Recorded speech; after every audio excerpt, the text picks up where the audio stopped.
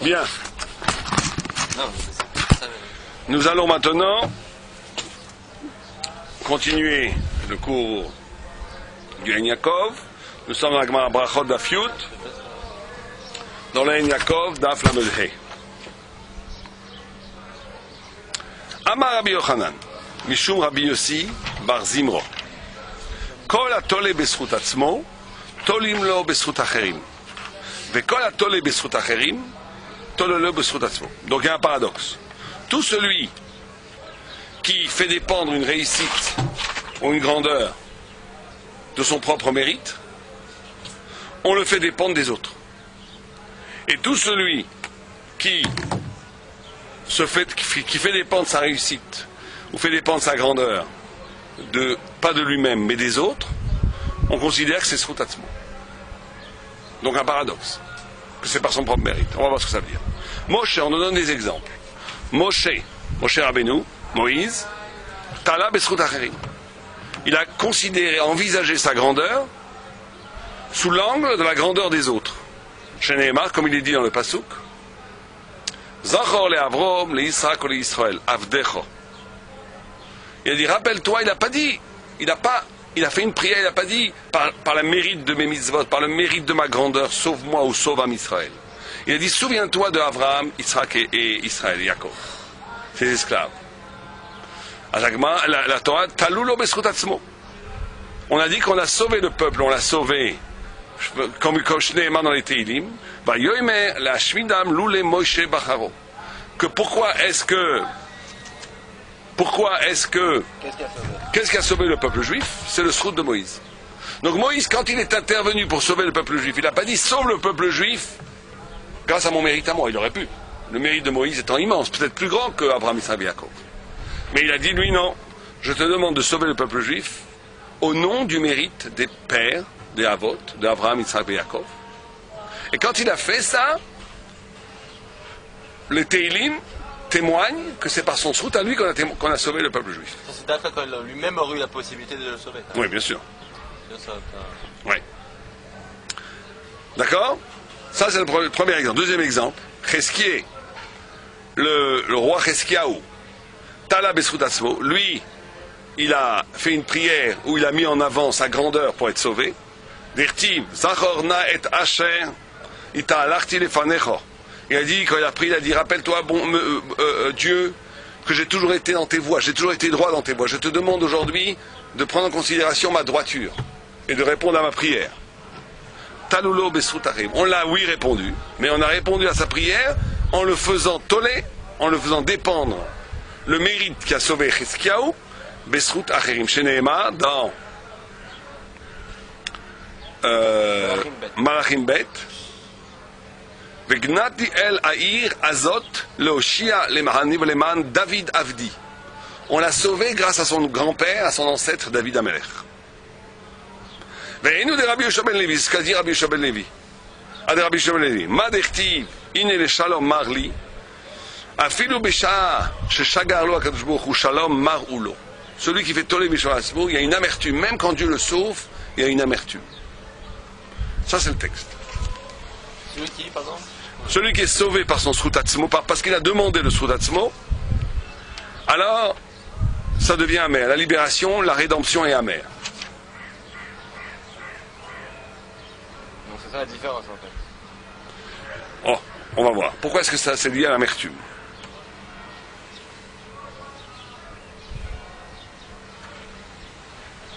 Donc, alors essayons d'expliquer ce texte. Prenons le début. On te dit que tout celui qui fait dépendre sa délivrance, sa prière, par le Zchut des autres, en vérité c'est par son propre Zchut qu'il sera sauvé. Tout celui qui fait le contraire, qui fait dépendre sa délivrance et sa prière par son propre Zchut, il sera sauvé mais par le Zchut de quelqu'un d'autre, et cette libération sera amère. Il y aura une amertume dedans. On va essayer de comprendre. Ouais, donc l'amertume elle vient quand tu es sauvé. Par son propre Zchut à soi? Non, pas parce qu'on voit que Moshe, c'est pas. Quand tu as demandé par ton propre Zchut à toi. Quand tu as demandé par ton Zchut à toi et que tu es sauvé, on te fait Donc il se passe deux événements à ce moment-là. Un, tu es sauvé effectivement, mais pas par ton propre srout, par le srout des autres. Tu es dépossédé de ta grandeur en vérité. Et deuxièmement, il y a une amertume de ça. Alors, on va essayer d'expliquer. C'est intéressant. C'est bizarre quand même. C'est paradoxal. Non, parce qu'on a l'impression que quand on dit on est sauvé par son srout, donc on utilise un peu de crédit qui est prévu. Alors Donc, oui, mais tu vois que Moïse, on n'a rien enlevé du crédit. Justement, c'est paraît contradictoire aux idées qu'on a. Alors, attends, on va voir. D'abord, pourquoi ça? Pourquoi est-ce que tu pourrais pas dire devant Dieu, j'ai fait une mitzvah, Aleph Bet Gimel? Oh, mais c'est justement Moshe Rabbeinu, qui était le plus grand des humbles, il écrit dans la Torah que c'était le plus grand des humbles. C'est Dieu qui lui a dicté. Oui, mais il n'y a pas de... L'humilité réelle, ce n'est pas ne pas connaître ses mérites. Mais là, je montre. Oh. Connaître ses mérites, c'est me dire appuie-toi sur moi. C'est honteux, c'est ça. Ouais. Bon, ça c'est vrai, ça ce que tu dis est vrai. Mais maintenant, on va essayer de comprendre pourquoi il y a ce paradoxe. Tu pourrais dire, c'est pas bien, mais ça marche. Pourquoi que quand tu... T'as raison, tu pourrais dire, appuie-toi sur moi, mais si j'ai de quoi m'appuyer, j'ai du répondant. Parce qu'un homme, il a de quoi s'appuyer devant Dieu. Pourquoi pas?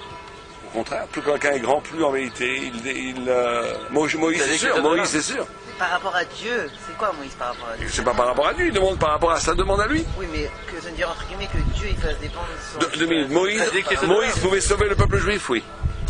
La preuve, c'est qu'on a sauvé C'est Dieu qui a sauvé le peuple juif par le mérite de Moïse. Par l'intermédiaire de Moïse. Non, par le mérite de Moïse. Les Mahan, Moshe, Avdo. Comme dit le Teilim. Que sans Moïse, il aurait détruit le peuple juif. D'accord. Donc en vérité, il a été, oui, Moïse peut sauver le peuple juif. Maintenant, si Moïse avait dit sauve le peuple juif, je te demande ça comme une faveur, j'ai toujours fait ce que tu m'as demandé. Aujourd'hui, je demande, en plus, il ne demande pas de l'argent ou il demande de sauver le peuple juif. C'est complètement désintéressé par rapport à lui. Mais s'il avait fait dépendre le sauvetage de l'âme Israël par son propre mérite, il aurait eu un bgam, il aurait eu un manque, qu'on aurait dit que c'est pas par ton mérite. Pourquoi ça se passe comme ça? Pourquoi ça se passe comme ça? En vérité, il faut bien comprendre la chose suivante. Que l'homme, le grand yatsara de l'homme, c'est justement de se croire comme une totalité. De croire que c'est ça le problème pendant croire. C'est de croire que si j'exerce de la spiritualité, si je fais de la Gdusha, si je fais de la sainteté, si j'étudie la Torah, si je pratique les mitzvot, si je grandis dans la Torah, j'ai un droit. D'accord? J'ai un droit. Et que je peux exploiter ce droit. Ça, c'est la plus grande erreur. En vérité, tu n'as aucun droit. Tu n'as absolument aucun droit. Tu as du mérite, mais tu n'as pas le droit d'exploiter ce mérite. Tu as un crédit à la banque, énorme, mais tu n'as pas le droit d'utiliser. Ça à quoi? Tu n'as pas le droit d'utiliser. Tu peux utiliser le mérite des autres. Tu peux utiliser le mérite d'Abraham, Yitzhak et Yaakov pour sauver les descendants d'Abraham, Yitzhak et Yaakov. Et quand tu fais ça, on dit que c'est par ton propre mérite. Alors ça marche comme ça. C'est qu'en vérité, l'homme, c'est ça la grandeur de l'homme, il n'est pas sous le registre de l'identité. C'est ça qu'il faut bien comprendre. C'est-à-dire que l'homme, il n'est jamais limité à ce qu'il est. L'homme fait partie d'un ensemble immense. Et cet ensemble, et quand tu es capable de sortir de toi-même et de comprendre que tu es dépendant du mérite des autres, paradoxalement, c'est là où ton mérite commence à s'exprimer. C'est quand tu comprends que tu viens d'une lignée d'Abraham, Yitzhak et Yaakov, que tu fais partie du peuple juif, que tu es en même temps unique et en même temps partie d'une pluralité. Tu es pluriel et unique en même temps. Tu es en même temps un juif, toi, complètement indépendant, qui a sa propre intrigue, sa propre itinéraire, sa propre vie, mais que cette propre vie, ce propre itinéraire, cette propre intrigue est insérée dans l'économie générale du peuple juif, de toute l'histoire du peuple juif, depuis le début, depuis Abraham jusqu'au temps messianique. Et que toi, tu es un des chaînons de la chaîne. Que toi, tu es que tu ne te vis pas comme un élément isolé face à l'histoire universelle du peuple juif. Et à la limite même, de toute l'humanité entière. Ça, c'est très difficile. Se considérer comme un élément d'un ensemble, c'est très difficile pour un homme. Parce que l'homme, il a été créé yechidi. L'homme, il a été créé comme Adam Rishon, il a été créé seul, unique. C'est pour ça que deux hommes, la Gemara dit, ne se ressemblent pas. Chaque homme est unique. C'est pour ça aussi que chaque fois que tu sauves un homme, dit la Gemara, c'est pour ça que tu veux dire les fika, bishvili nivra olam. Le monde a été créé pour moi, je suis unique. Et c'est pour ça qu'il y a écrit que Kol Mishematzil Nefesh Israël, Keilu Itzil Olam Malé. Comme si tu avais sauvé le monde entier. Maintenant, le côté négatif de cette histoire, c'est de croire que comme tu es absolument une totalité, que toi, tu ne dois pas vivre comme cette totalité, mais tu es en vérité une totalité. D'où la difficulté extrême de ce texte. C'est que d'un côté, tu as un Olam Malé. Tu es un univers à toi tout seul. Et à toi tout seul, tu justifies la création. Un tzaddik, à lui tout seul, il justifie la création. Et tu dois vivre comme ça. Mais, d'un autre côté, tu fais partie d'un ensemble qui s'appelle Am Israël. Am Israël est resté unique. C'est pour ça que la notion du minyan, c'est ça la notion de minyan. La notion de minyan, c'est que on peut faire un groupe. On peut encore faire un groupe. Am Israël est le seul peuple qui peut faire un groupe. Am Israël est le seul peuple qui peut vivre en collectivité, en vérité. En vérité. Parce que depuis la Dor HaPalaga, depuis la destruction de l'unité de l'humanité, où il y a eu une sorte de dislocation de l'identité humaine, chacun est seul. Avant, il y avait une seule humanité. Ça veut dire que des hommes ensemble pouvaient vivre exactement la même chose. Il y a des nations. Ça veut dire. Il n'y avait pas de nation avant. Quelle Mais chose. maintenant, il y a des nations. Justement, ça vient de Dor HaPalaga. Mais Avant, on était tous un peuple. avant, il n'y avait qu'une seule humanité, une seule forme d'humanité. Et comme Il y c'est- avait les juifs et les goïs. il n'y avait pas dans Dor HaPalaga, il n'y avait qu'Abraham. Abraham n'a pas voulu faire partie du système. Il a dit, moi je sors du système du Dor HaPalaga. Justement. Donc la klala qui est tombée sur l'humanité, qu'à partir du Dor HaPalaga, il n'y a plus de discours réel. Toi tu dis quelque chose, l'autre il écoute quelque chose d'autre. On peut pas, les gens ne se comprennent pas vraiment. Et il faut bien comprendre, c'est pas notre cours, mais il faut bien comprendre que toutes les grandes tentatives politiques des 20 derniers siècles, et même plus avant, ça a été une tentative de retourner à cet idéal perdu. Le communisme, le christianisme, tout, c'est la notion d'universalisme. Aujourd'hui, Internet. La notion de recréer un langage qui soit absolument universel, qui transcende Toutes les lignes. toutes les langues et toutes les différences raciales et nationales. Aujourd'hui, Internet, mais en vérité, Internet, c'est une langue anglaise, anglo-saxonne. Même si l'Internet, c'est une langue américaine. Même si ça change rien que tu fais en français, en chinois, c'est une façon de communiquer qui est due à la logique anglo-saxonne. C'est écrit en anglais. Non, pas parce que c'est écrit en anglais. Aucun rapport parce que c'est écrit en anglais. C'est la langue elle-même. C'est la langue elle-même qui est une langue. La langue de l'Internet, la langue universelle aujourd'hui, c'est l'anglais. Mais c'est une fausse langue universelle. Il y avait avant la langue universelle réelle. Ce qu'elle écrit la Torah. Qu'est-ce qu'il y a écrit la Torah? Safa Echad, Vedvarim Achadim. Extraordinaire. C'était quoi la langue? Extraordinairement L'hébreu. texte. Peut-être l'hébreu, peut-être l'araméen, c'est sûrement l'hébreu.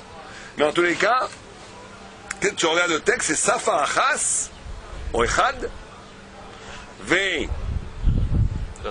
Dvarim Achadim. Dvarim, c'est un pluriel. Ça veut dire quoi? Dvarim Achadim. Des Dvarim Achadim. Alors, c'est exactement ça. C'est la notion de l'unité qui respecte le pluriel. C'est-à-dire que tu as un groupe qui est en même temps complètement un et qui en même temps intègre la pluralité. C'est quelque chose qui est difficile pour nous imaginer. Cette clala que ça n'existe plus, ça a été la clala que Hachem a donnée à Dor HaPalaga, qui a fait que les gens ne s'écoutent plus, ne s'entendent plus, qu'il n'y a plus de vrais rapports, que chacun maintenant vit dans un rapport de médiation. Chacun, il y a des collectivités, du social, mais chacun vit seul et il y a des médiations. Mais on ne dit pas la même chose et on n'écoute pas la même chose. Cette clala-là, cette dislocation de l'unité humaine, elle n'est pas tombée sur Avraham Avinu. Avraham Avinu, lui, il a encore le secret de la langue universelle.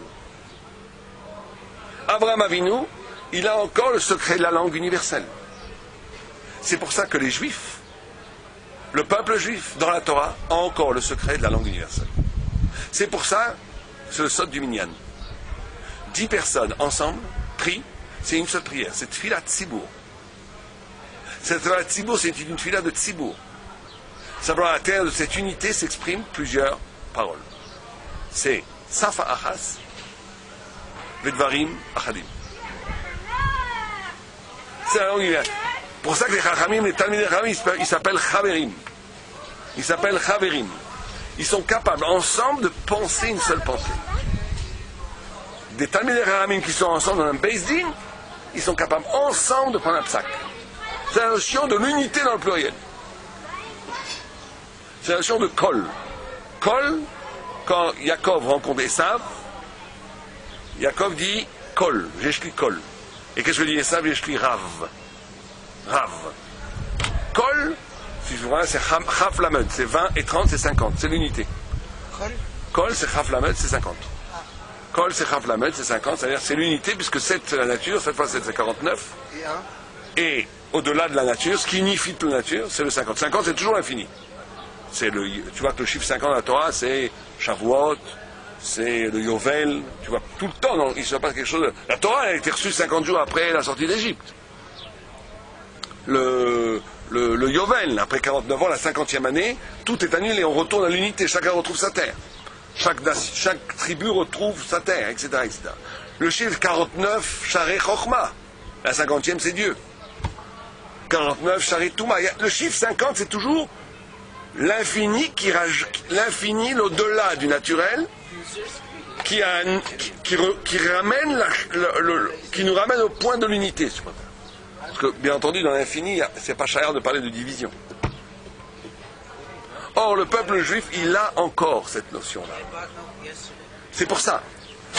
Kol Mishe Tole Beschut Atzmo, Kol Mishe Tole Beschut Atzmo, il se vit comme un séparé, comme une séparation. Il se vit comme une entité séparée du collectif. On lui dit, tu ne peux pas être sauvé comme ça. Tolim Beschut Acherim. On te fait Tole Beschut Acherim.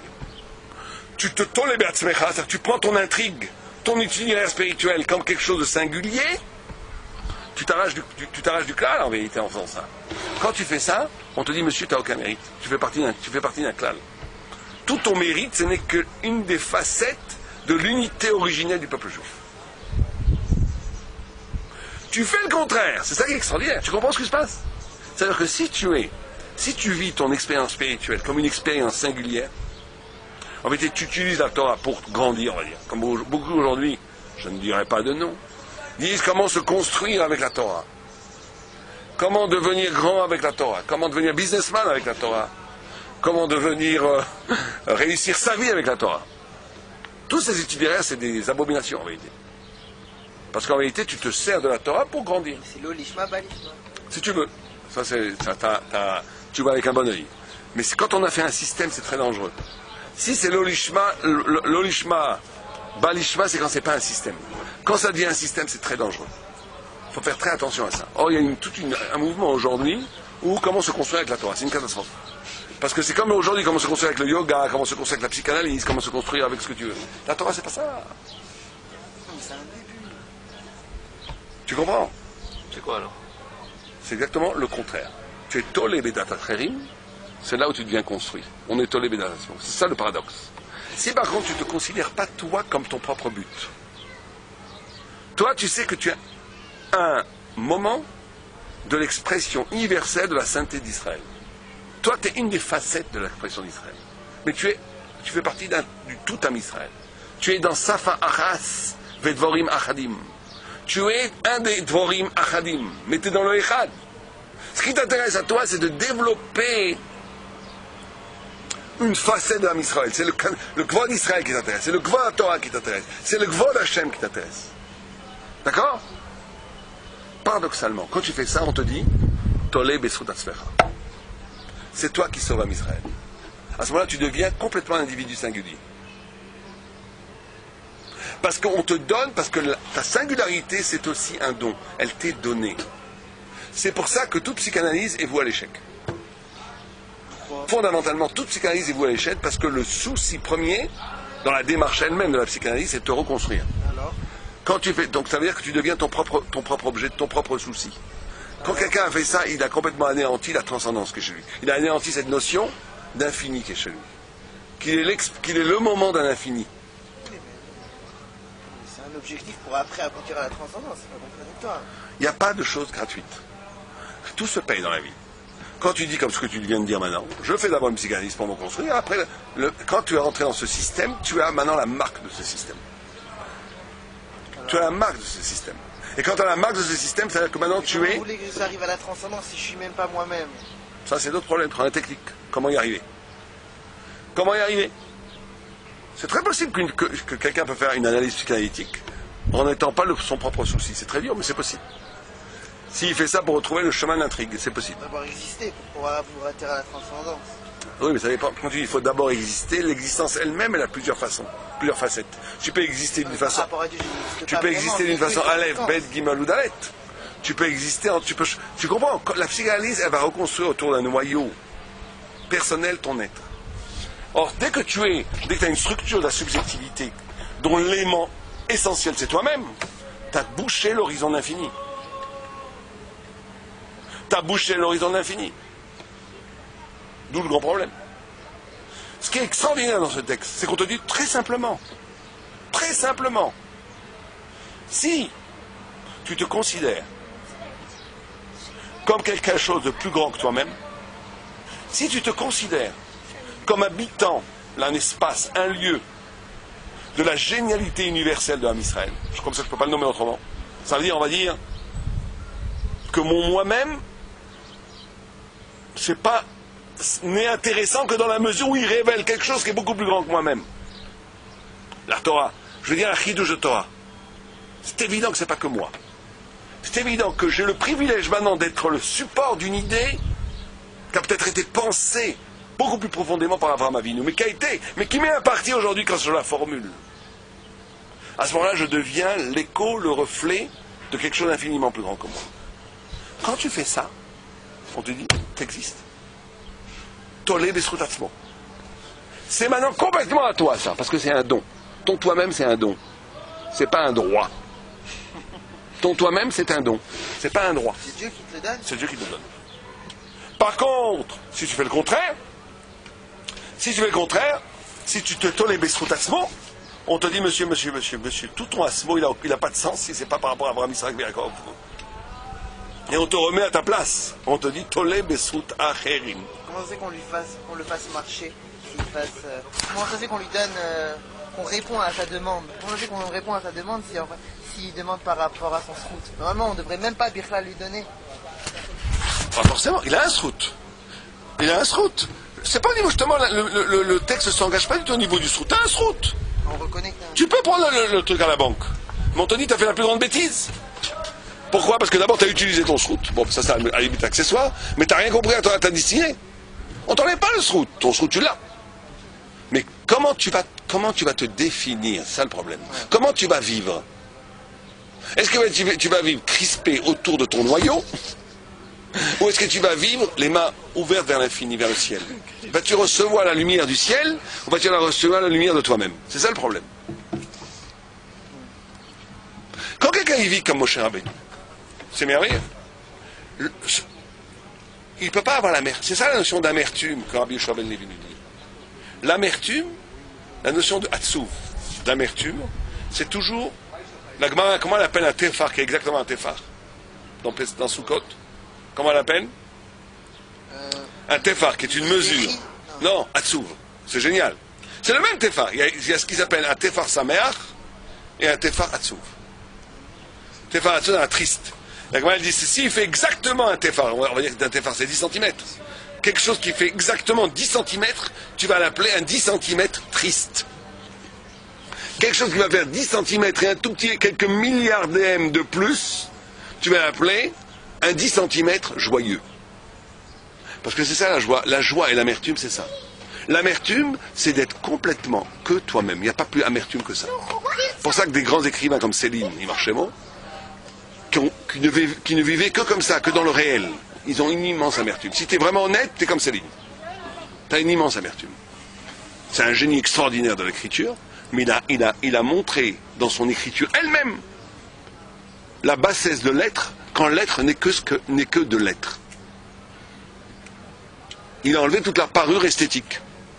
il se moquait des écrivains émasculés, qui disaient sans virilité, qui faisaient de la beauté des choses. Il a dit, moi je vais vous décrire ce que c'est l'être. Et l'être, c'est, je ne veux pas dire des gros mots, l'être c'est des trucs affreux quand tu le regardes comme il est. Il a eu raison, puisqu'il vit dans la réalité. Ou dans la fausse, en réalité c'est pas la réalité. Il vit dans l'immédiateté des choses. Être gadol, être joyeux, c'est ça. C'est pour ça que quand tu te maries, tu as dû connaître, quand tu te maries, ou quand un de tes enfants se marie, ou quand tu deviens Rosh Hashiva, il y a écrit ou quand tu te convertis, on dit que tu es Mochel Kulam. On te pardonne tous tes péchés parce que toi-même tu Mochel tout le monde. Pourquoi tu Mochel tout le monde? Pourquoi tu pardonnes à tout le monde le jour où tu te maries? Parce que tu es tellement heureux que tu t'en fiches complètement. C'est plus toi. C'est ça, tu es plus grand que toi-même. Quand tu as un enfant aussi. C'est génial. Tu as une partie de toi-même qui n'est pas toi-même. Tu es plus grand que toi-même. C'est ça l'enfantement. Donc quand tu es plus grand que toi-même, tu sors de tes limites. Tu sors de l'amertume. Tu sors de l'amertume. Quand tu sors de l'amertume, c'est la joie. C'est la joie. Il y a de la joie. Il y a de la joie que dans la mesure où tu sors de ton amertume. La joie, elle est dans le don, alors, en fait. Alors justement, non, c'est un symptôme des choses. Pourquoi, quand tu es plus grand que toi-même, tu es joyeux? Pourquoi, quand il t'arrive un événement comme avoir un enfant, te marier, te convertir, devenir Rosh Hashiva ou je sais pas quoi, tous ces trucs-là où à un moment donné, où ta vie, elle prend une dimension plus grande que ce qu'elle était jusqu'à maintenant. On te dit à ce moment-là, c'est la joie, et parce que c'est la joie, tu pardonnes à tout le monde. Mais c'est que c'est un symptôme des choses. C'est parce que justement l'homme profondément il est constitué comme ça. Parce que l'homme profondément il est constitué par quelque chose qui est plus que lui-même. Donc quand il touche existentiellement à cette dimension du plus que soi-même, il est heureux parce qu'il vit sa vie. Et l'homme qui ne vit pas en cette dimension, qui est un fonctionnaire, qui ne vit tous les jours la même chose, qui va au boulot, qui revient au métro, au boulot, dodo, la vie banale, cette vie banale, elle te rend triste. Pas parce que c'est une vie triste, ça peut être une vie pas du tout triste. Tu peux être au Club Med et très fondamentalement triste. Pourquoi? Parce que tu vis toujours la même chose. Rien, qu'est-ce que tu fais? Qu'est-ce que tu fais? Qu'est-ce que tu fais de ta vie? Rien. Tu n'es qu'une bête qui va te baigner, manger des crevettes toute la journée. Qui t'a gagné rien du tout. C'est triste. Parce que tu n'es que ce que tu es. Tu n'es que la chair qui tu es. Donc il n'y a aucune ouverture. Et l'homme il est plus grand que ça, donc il est triste. Il est amertume. C'est l'amertume de l'être. C'est l'amertume de l'être. Donc ça c'est très important. La grandeur, justement, c'est d'être capable d'être tolé besot acherim. De dire, je suis le reflet de quelque chose de plus grand que moi-même. C'est tout le problème de Bilam. Bilam, qu'est-ce que c'est Bilam? C'est Boléa. Il absorbe. Qu'est-ce qu'il absorbe? C'est que quand tu vois quelqu'un d'autre, la différence, tu as deux solutions. Ou bien tu es bouleversé par la différence de l'autre, ou bien tu méprises la différence de l'autre. Tu l'absorbes dans ton mépris. Et quand tu l'absorbes, l'autre même se sent absorbé par le méprisant et essaie de ressembler à celui qui le méprise. C'est un système que tu vois partout. Par exemple. Je ne donnerai pas d'exemple contemporain, mais il y a des exemples affreux aujourd'hui, même en Israël, il y a des anges partout. On va dire l'assimilation, c'était ça. On prend un exemple un peu en France, en Allemagne, en Occident, on va dire dans l'Europe occidentale. Les Juifs ont été confrontés à un moment donné à un mépris radical. Un mépris radical, d'un regard de l'autre qui était méprisant. Donc, et ces goïms qui méprisaient le Juif, en vérité, qu'est-ce qu'ils ne supportaient pas dans le Juif? C'était la différence bouleversante du peuple juif. Au lieu de se laisser bouleverser par cette différence, qu'est-ce qu'ils ont fait? Ils l'ont méprisé. Parce que quand tu es bouleversé par quelqu'un d'autre, ça te remet en cause. Ouais. Ça ouvre en toi ces dimensions du plus grand que toi. Tu veux surtout pas, tu veux rester dans ton petit carcan. Parce que c'est confortable aussi de n'être que ce qu'on est. Il y a une quiétude formidable dans la bourgeoisie et dans le métro boulot dodo. Il y a une quiétude de l'être. Moi, quand je ne vais pas vous raconter ma vie personnelle, mais quand je vais en Normandie ou en France, il y a quelque chose qui me plaît là-dedans. C'est que la quiétude. On sent que c'est la même chose il y a 500 ans, que rien n'a changé, que le boulanger c'est le même, que tu vois, la plage du village elle ne change pas, qu'il n'y a pas de menace de l'être, que c'est là. Comment te dire? L'être là, la vache. La vache. Oui, mais ça repose. Tu comprends, c'est reposant. T'as pas la Torah, c'est le feu. Quand tu étudies vraiment la Torah tous les jours, et que tu grandis les midotes et les choix éthiques à faire, tu perds de l'argent pour faire une sadique, tu comprends? C'est quand même dur pour un sale homme. Toi, à un moment donné, tu te dis, t'es dans l'être, la mer, le village, rien d'autre. C'est très quiétante. C'est la quiétude. C'est reposant. T'es une vache. T'es la vache. Donc comme t'es la vache, tout va bien. Donc, et quand tu vois quelqu'un qui va t'enlever ce paysage de vache, tu vas commencer ou être bouleversé. Alors quelqu'un qui vit dans la vachitude, quelqu'un qui est à Paris, qui nous écoute là peut-être, qui vit dans la vachitude, il a deux solutions quand il voit quelqu'un de radicalement différent. Il a deux réflexes. Ou il est bouleversé. Il va se dire, je vis une vie de vache. Et cet homme devant moi, il ne vit pas une vie de vache. Il vit une grande vie. Et je vais essayer de sortir de ma vachitude. Ou bien tu vas dire, mais qu'est-ce que c'est que ce folklorique là? Qu'est-ce que c'est que ces pieds nickelés? Qu'est-ce que c'est que ces juifs qui viennent bouleverser le système établi et digne de l'homme? Et donc tu commences à le mépriser. Le problème, c'est Bilam. Bilam, il a une force de mépris tellement grande que l'autre, maintenant, il est tellement méprisé. C'est ce qui s'est passé dans l'assimilation. Ce qui s'est passé avec Mendelssohn. C'est qu'il a été tellement perturbé par le regard esthétique de l'autre qu'il a voulu ressembler à l'autre.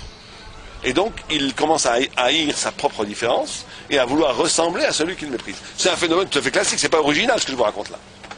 Le méprisant ressemble au méprisé? Bien sûr. Bah oui. Le méprisable, le méprisé, qui n'est pas méprisable, le méprisé qui n'est pas méprisable, veut ressembler au méprisant qui lui est méprisable. On pourrait dire des choses comme ça.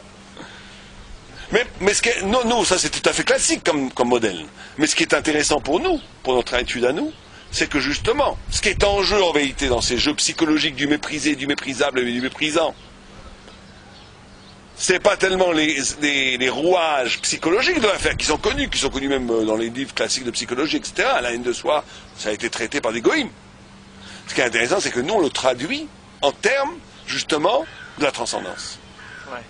Qu'on le traduit, est-ce que l'homme ne veut être que lui-même, ou est-ce que l'homme va être bouleversé par cette dimension qu'il n'est pas lui-même, il est plus que lui-même. Est-ce qu'il est tolé besrout atzmo, ou est-ce qu'il est tolé besrout acherim? C'est ça tout le problème. Le vrai problème, il en est là. Et on te garantit que celui qui est tolé besrout atzmo, il va vivre dans l'amertume. Ce qui ne lui restera, c'est que de l'amertume.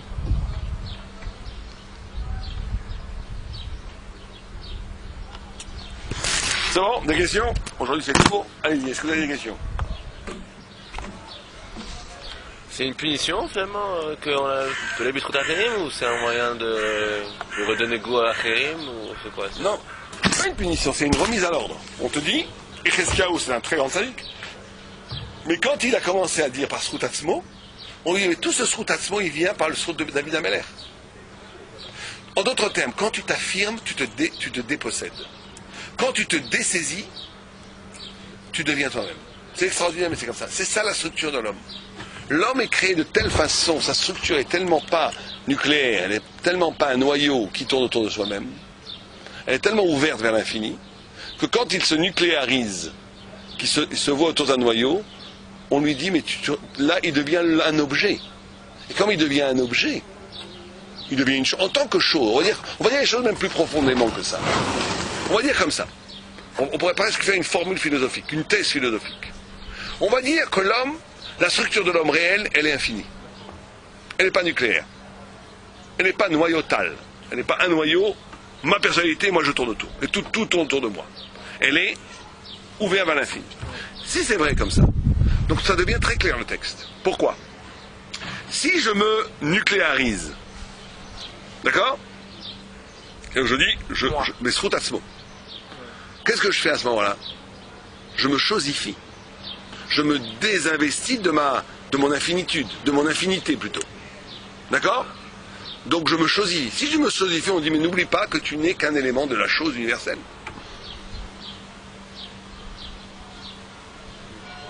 Par contre, si tu respectes ta structure profonde de la subjectivité, et tu es infini, et donc tu dis, mon moi évident, il n'est qu'une petite, n'est qu'un élément d'un immense trame.